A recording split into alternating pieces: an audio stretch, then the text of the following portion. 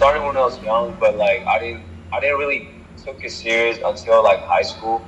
Cause like I was just a kid. Like you know, I'm into so much sport. Like I play like football, soccer, boxing, taekwondo. Ng basketball by the age of 7 years old.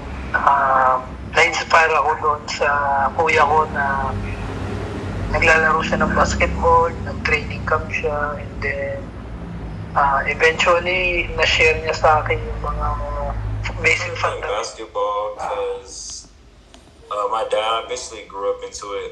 My dad played pro, so I mean, it kind of it's definitely just grew on me. My dad played pro.